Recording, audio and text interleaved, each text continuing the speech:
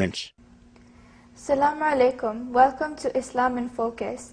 Be sure to catch us Saturdays from 10 a.m. to 10:30 on the following networks: Rogers Channel 129, Bell Express View Channel 217, and Star Choice Channel 348. Today we have with us Sheikh Hassanain Rajabali from Dearborn, Michigan. He is a visiting lecturer and has lectured in several centers. He also has participated in several interfaith gatherings around the world. Welcome back to the show, Sheikh Hassanain. Thank you. It's a pleasure to be here. For this segment, I would like to discuss the 12th Imam. And to start us off, I would like to ask, who is the Mahdi? And do other faiths believe in him or believe in something similar? Bismillah ar-Rahman ar-Rahim.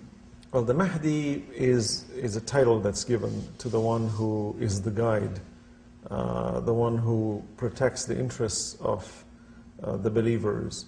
And it is a concept that is generally believed among all religions in some way or form or shape. Especially the notion of the messianic notion of the coming of a Redeemer who is going to bring justice and peace on earth is a universal principle accepted by most religions, most major religions. So we believe in him obviously as the 12th Imam, as the one who is in occultation, alive among us, and he is God's representative on earth. Now, one might say, well, this is an unusual concept, considering that yes, there is the Mahdi concept, but how is it that he has been alive for 1200 plus years? This is very unusual compared to other religions.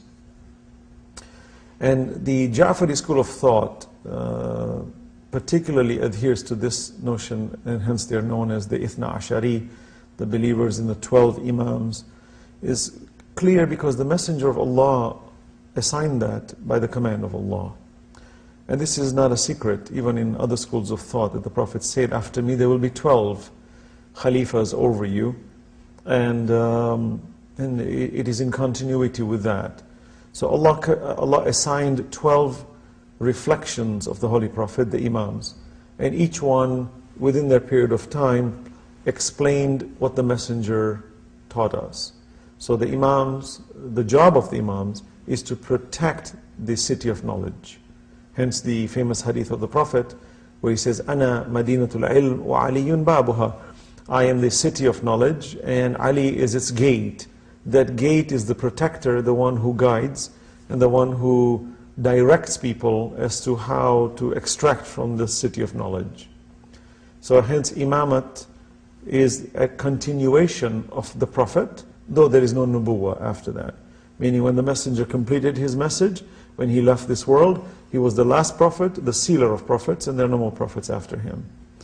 But it is logical that since the Prophet came, and for 40 years he was silent as a Prophet, and then he declared his prophethood at the age of 40, and he had 23 years to distribute the message, the final message.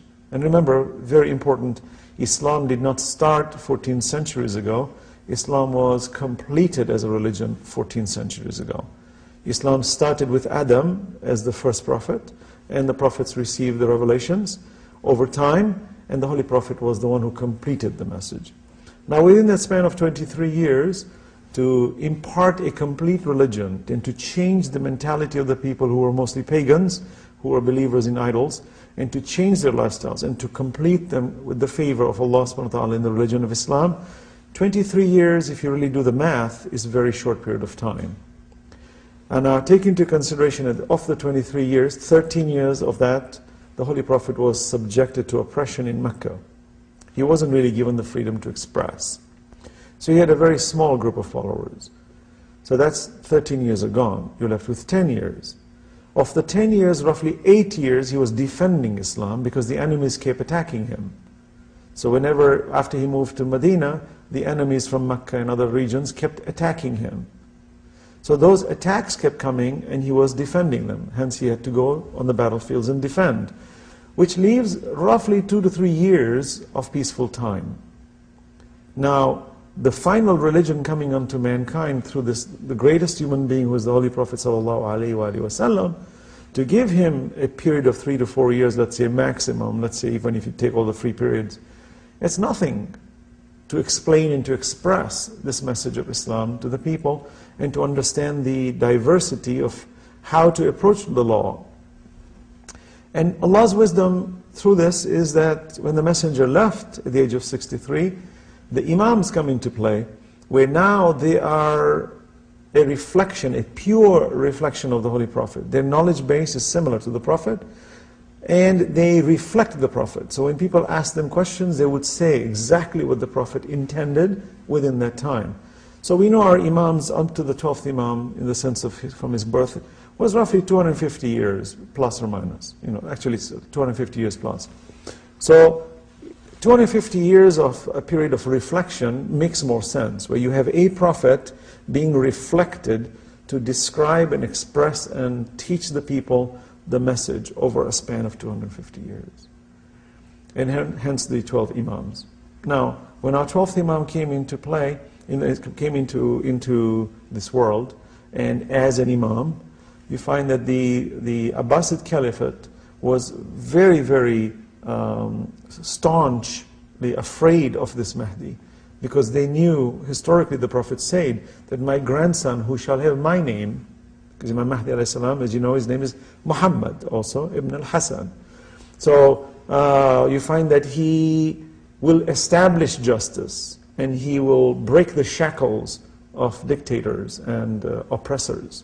So the Abbasid Caliphate was afraid of that, because they knew that the Mahdi will straighten them out from their evils. And therefore they wanted to beat him to the punch, to kill him. And hence you find that the Imam went into hiding at a young age, at the age of, at a very young age, 5, and he went into occultation. And there was a minor occultation, and then there was a major occultation. And that occultation was Allah's decree. Now someone may ask, why is the Imam under occultation under these long periods of time? Well, Allah subhanahu wa ta'ala always keeps His representative on earth, even if you can't see them. Just like Shaitan, Iblis, is the antithesis of good upon us, and Allah warns us of his evil machineries and evil thoughts, but we can't see him. By the same token, Allah is balanced, is just, that there's always a Khalifa on earth. Inni ja'ilun fil ardi Khalifa. And that's really the Mahdi according to our perceptions. What are some of the signs of his reappearance? Are any of them occurring at the moment? Well, there are many signs, and unfortunately there are some signs that you really can't validate, but in the general sense we know of what will happen, and it's all interpretive. There are those who interpret signs in various ways. But one of the clear signs is that oppression will reign. There will be a lot of oppression, a lot of death taking place, a lot of injustice will be taking place. And if we examine the world today, it is indeed the case. There's a lot of oppression taking place today, especially among those who follow the ways of Ahlul Bayt, particularly in countries like Bahrain, for example. You find that the world is turning a blind eye to their cause, because of political reasons. And unfortunately, so many lives are being lost, so many women are being abused, that unfortunately that's the reality. So one of the signs is that there will be a lot of oppression in the world. A lot of deaths taking place, earthquakes will be taking place, floods will be taking place. And we're seeing that happening now. Japan is a good example. You find even in Indonesia recently that took place, all the tsunamis that hit that part of the region. The earthquakes in Iran, the earthquakes in China, the earthquakes in Japan. You're noticing tremendous amount of deaths taking place. So those are natural disasters taking place, and at the same time the battles and the wars that are taking place, the invasions of invading armies causing all kinds of horrible deaths among people, poverty, it's at an alarming rate, the rich are getting richer, the poor are getting poorer, the divide is getting wider. All of these are signs of the reappearance of Imam Mahdi alayhi salatu wasalam. You talked about his occultation, how he went into hiding. When did the minor occultation occur, and when did the major occultation occur? Well, he was at the age of 5, 255 AH, the occultation, and then you find that roughly 60, 70 years later, there was the major occultation that took place. And the minor occultation was that he was in communication with 4 representatives on earth, which he appointed. 2 of them were actually father and son, and there were just 4 people who were the direct representatives of the Imam, who essentially became the means by which the people would communicate with the Imam. That was the minor occultation. And then the major one, there were no representatives thereafter. And the major occultation has taken place since then. So roughly, if you want to do the math, it would be roughly 1,200 years of major occultation. So the occultation, of course, has principles and meaning behind it, but the Imam was showing us how to be independent in ijtihad, and that we as a group of believers, and even in Surah Al-Bara'at, Allah mentions that a few of you should go and learn and study the law and come back and guide others. This is a commandment in the Quran. And this is really where the true principles of ijtihad start to take formation, and it flowers over time. So this is why we have our maraji, for example, who represent the leadership in the levels of ijtihad. And that became possible after the occultation. And the Imam, our Imam, present Imam, showed them the guidelines, the basic guidelines. And ijtihad, of course, is the process of learning and studying the law from the Quran and from the Prophet's Sunnah, and of course the reflection of Ahlul Bayt as to what did the Ahlul Bayt say regarding what the Prophet said, regarding what the Quran says. One of the conditions of his reappearance is that people have to sincerely pray for him to come, and they have to connect with him. In this day and age, our schedules are so busy and everything is we just don't have that much time to do it. So how can we make sure that we make time for this noble cause? Well, regardless of his reappearance or not, one should sincerely pray to God. I mean, that's an obvious scenario. Even if the Imam was present among us, no one can say that we should not be sincere in prayers. Allah even addresses the importance of sincerity of prayers, that even those who reject Allah, when they are in a state of difficulty, particularly about to die, you find that they will pray to Allah sincerely. Allah says, وَإِذَا غَشْيَهُمْ مَوْجٌ كَالظُّلَلِ دَعْوُوا اللَّهَ مُخْلِصِينَ لَهُ الدِّينَ فَلَمَّا نَجَّاهُمْ إِلَى الْبَرِّ فَمِنْهُمْ مُقْتَصِدٌ وَمَا يَجْهَدُ بِآيَاتِنَا إِلَّا كُلَّ خَتَّارٍ كَفُورٍ. When the waves are covering them and they're about to drown, Allah says they call on their Lord sincerely. مُخْلِصِينَ لَهُ الدِّينَ. But when we bring them back to shore, they take the middle ground, and like as if they had no problems, and they reject Allah's signs. So we all need to pray sincerely, whether the Imam is going to reappear or not. And I don't think that is a condition for the reappearance of our blessed Imam. I don't believe so. We say that, and it's a good thing to say, but I don't think that's a condition. The real condition is when Allah decrees it. That's the condition. None of us can create that condition. Our condition in this world is to change the affairs of our society for the better. Allah says, إِنَّ اللَّهَ لَا يُغَيِّرُ مَا بِقَوْمٍ حَتَّى يُغَيِّرُ مَا بِأَنفُسِهِمْ. Allah does not change the affairs of a community until the community changes themselves first. So that's a requirement regardless of when the Imam is going to reappear. And on Judgment Day, if we don't participate in bringing harmony within the society, we will be liable, even if the Imam didn't show up in our lifetime. But we need to make an effort to prepare the way for the Imam.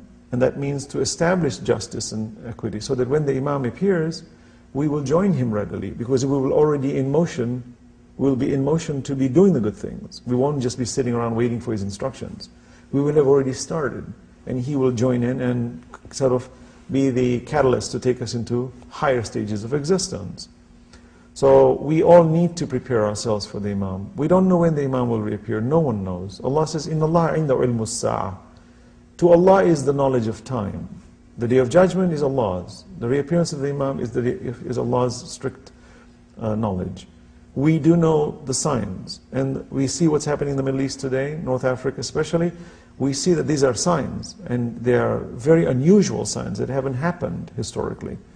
And it's happening so rapidly, especially with the computer age that we live in, that knowledge is being imparted, information is exchanging hands at millisecond levels, which is unusual. It's never happened before in history.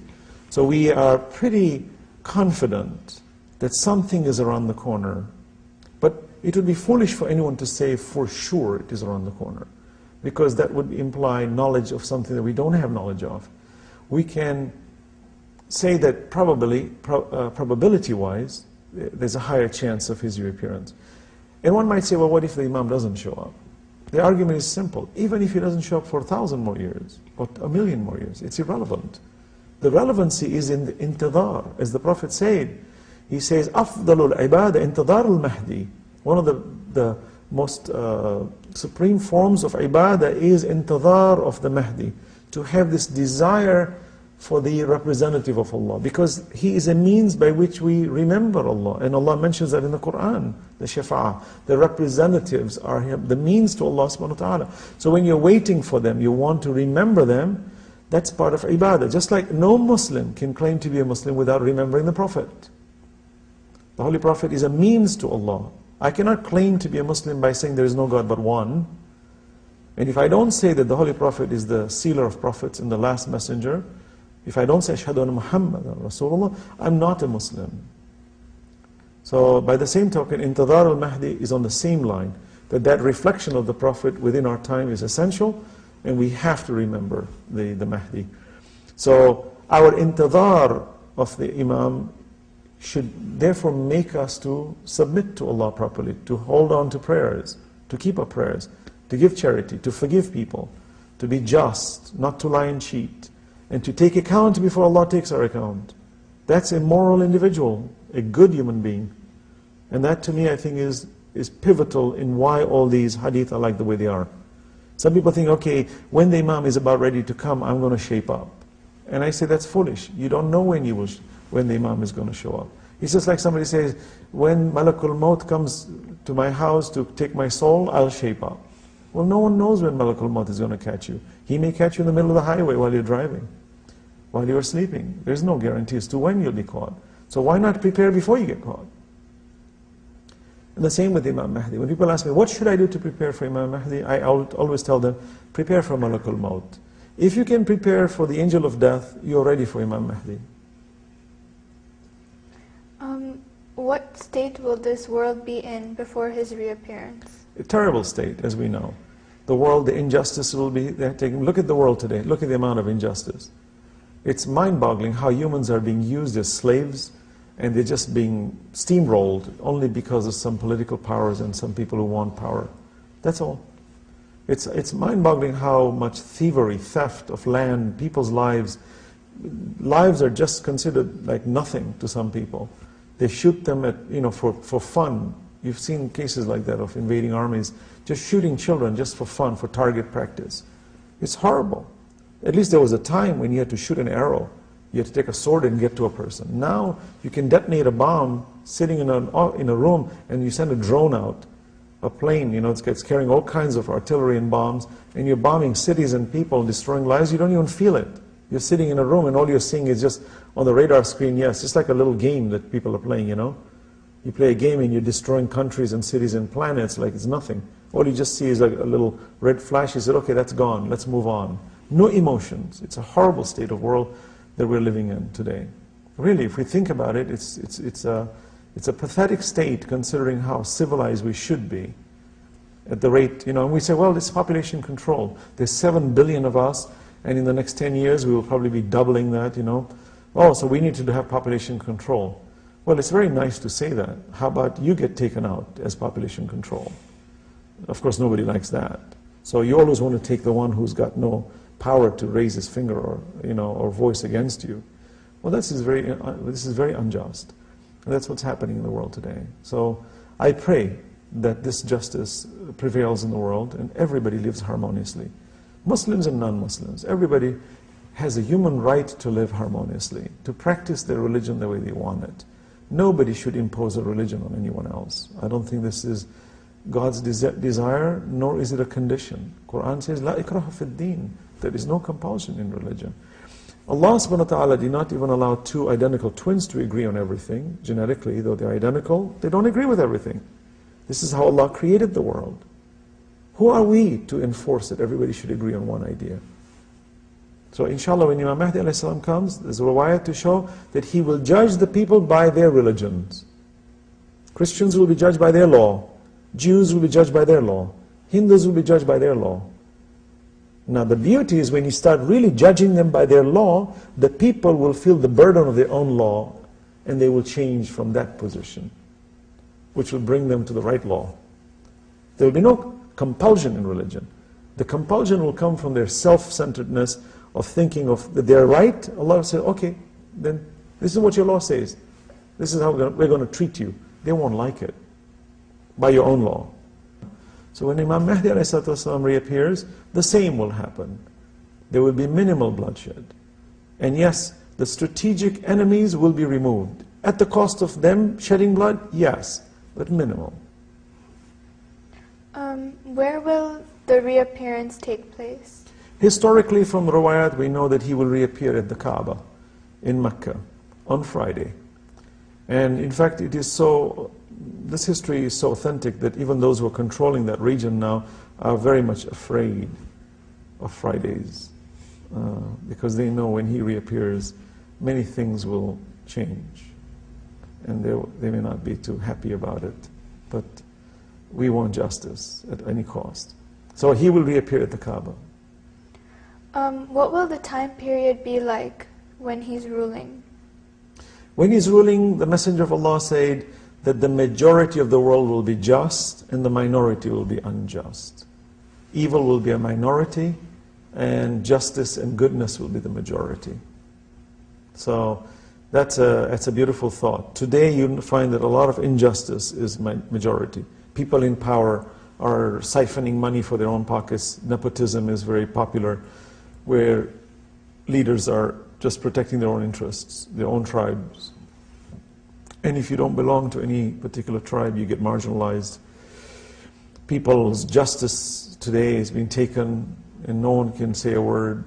The rich are elite few, the majority are poor, but it'll flip the other way around. The majority will be well off and a minority will be poor. There'll be, the majority of the world will be middle class. And even those who are wealthy will be very generous in sharing their wealth. So that will be the state of affairs when Imam Mahdi ﷺ comes. There'll be majority happiness, people will be content, the misunderstandings in religion will be eradicated. Even today there's a lot of misunderstanding about religion, about God, about the justice of God. And it's because humans have intervened in creating their own stories, which has led to many people to misunderstand religion. The Imam will correct that and explain the Quran the way it should be explained. Are there any supplications that we can recite in order to hasten his reappearance? Well, we have many du'as, as we know. Du'a Faraj we recite, and so many different du'as where we ask Allah subhanahu wa ta'ala to hasten his reappearance. They say Surah Bani Israel, the 17th chapter, is a very good surah to recite that brings about closeness to the Imam, and hopefully that will be a means by which to hasten. Because that particular surah has many issues that covers about the prevailing situations of the coming of the Imam. In fact, one of the profound verses, Allah says, يَوْمَ نَدْعُو كُلَّ أُنَاسٍ بِإِمَامِهِمْ. Every man on that day will be raised by their Imam. In Surah Al-Qasas, Allah says, وَنُرِيدُ أَن نَمُنَّ عَلَى الَّذِينَ اسْتُضْعِفُوا فِي الْأَرْضِ وَنَجْعَلَهُمْ أَئِمَّةً وَنَجْعَلَهُمُ الْوَارِثِينَ. This verse, they say, when Imam Mahdi ﷺ was born, he recited this to his father, Imam Hassanain Rajabali, as a baby.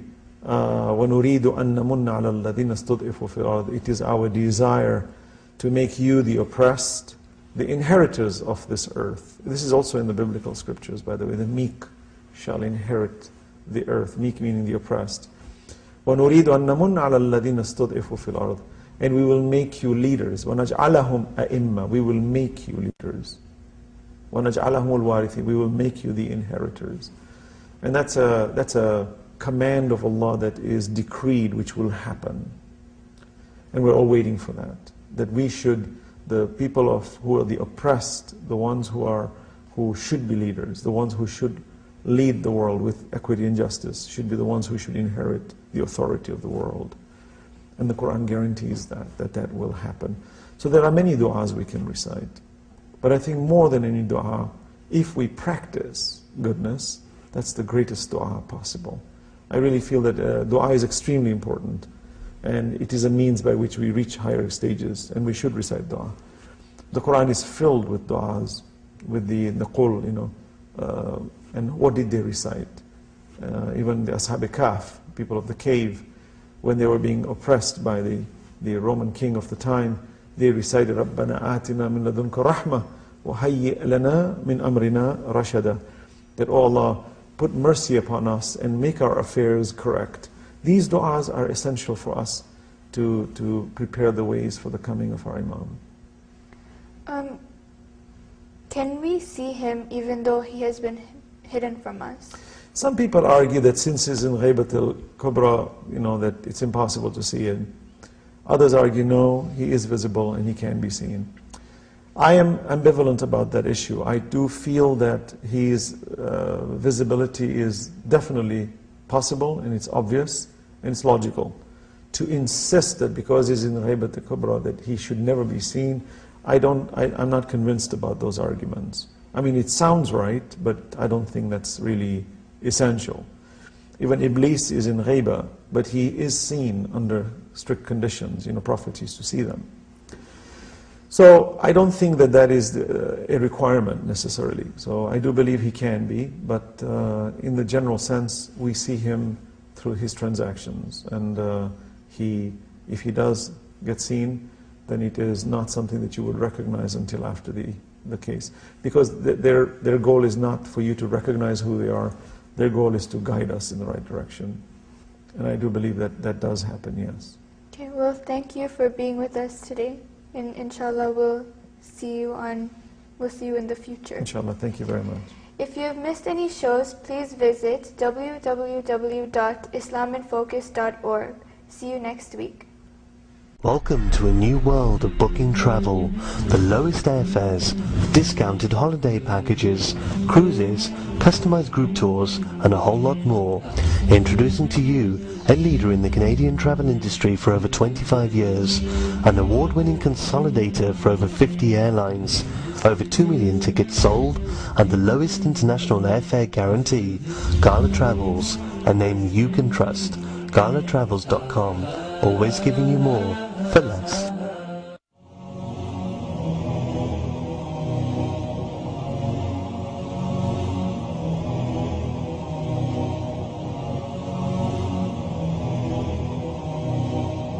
It's yet another day, feeling all alone.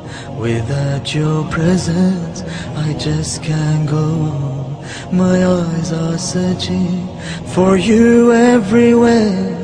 After the end of the Friday prayer, O son of Hassan, my beloved Imam,